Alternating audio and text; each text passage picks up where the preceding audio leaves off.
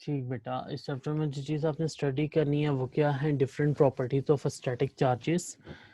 उसके अलावा electric field forces क्या है, इलेक्ट्रिक पोटेंशियल क्या है, और साथ ही साथ हमने कोने different measurements of static electricity पढ़नी है। जो सबसे पहली चीज़ जिसको हमने स्टडी करनी है बेटा, that is study of charges at rest. तो जो चीज़ें जो चार्जेस जो आपके होते हैं जो रेस्ट पोजीशन पे होते हैं, ठीक है, उस टाइम हम उन चार्जेस को जो नाम देते हैं वो इलेक्ट्रोस्टैटिक या static elasticity of a charges का नाम देते हैं। 13.1 टॉपिक है बेटा, प्रोडक्शन ऑफ इलेक्ट्रिसिटी चार्जेस।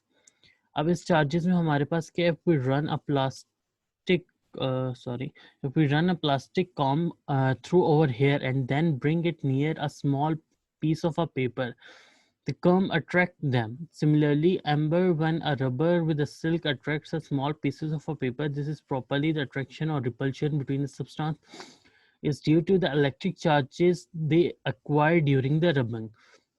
अब बेसिकली क्या है बेटा, यहाँ पे आपको दो एग्जांपल्स हैं, उसमें से एक एग्जांपल आपको कह रहे हैं कि जब आप प्लास्टिक कॉम को अपने हेयर में जब आप मूव डाउन करते हो और उसको अगर आप किसी भी स्मॉल पीस ऑफ पेपर के करीब लेके जाओ तो वो एक दूसरे के साथ चिपक जाता है।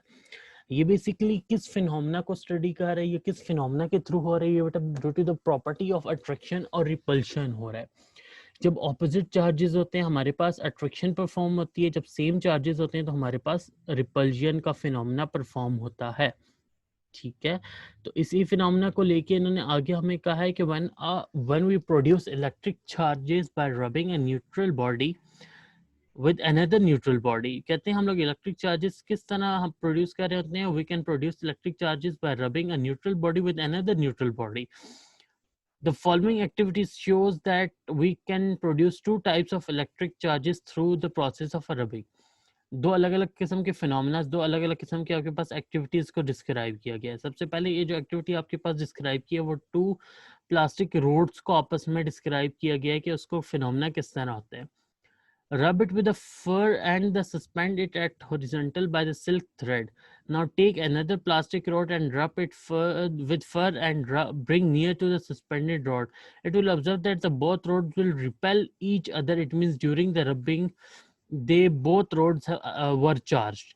जब आप उसको किसी भी फर के साथ, जब आप कोई भी एक प्लास्टिक रोड लें उसके ऊपर फर से आप उसको रब डाउन करें और बाद में दूसरे प्लास्टिक रोड को लें उसको आप फर से करो, तो जब आप इनको आपस में करीब लेके आओगे तो इनके दरमियान रिपल्जन परफॉर्म होगा, गैप आना शुरू हो जाएगा। ड्यू टू विच फिनोमेना, क्योंकि ये जब चार्ज हो जाएंगे तो क्योंकि इनके सेम चार्जेस होंगे, जब सेम चार्जेस होंगे तो हम लोगों ने बात की कि हमारे पास सेम चार्जेस पे कौन सा फिनोमेना परफॉर्म होता है, हमारे पास रिपल्जन का फिनोमेना परफॉर्म हो रहा होता है। ठीक है, तो सेम चार्जेस हमारे लिए रिपल्जन, जबकि ऑपोजिट चार्जेस जो होते हैं वो हमारे पास आपका जो अट्रैक्शन का फिनोमेना है उसको परफॉर्म कर रहा होता है।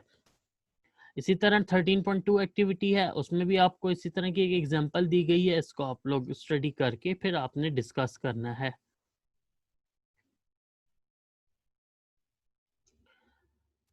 So these opposite charges are conventionally called positive charges and the negative charges. During the process of rubbing, negative charges is transferred from one object to another object.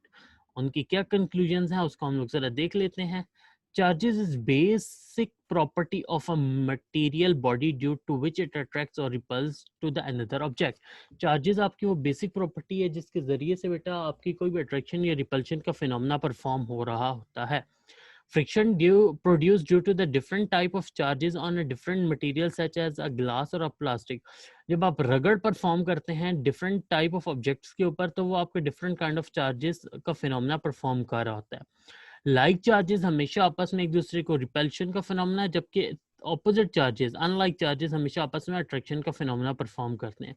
Repulsion is sure test of a charge on a body. आप repulsion के phenomena को हमेशा check कर सकते हैं, attraction के phenomena को भी हमेशा आप उसको चेक कर सकते हैं।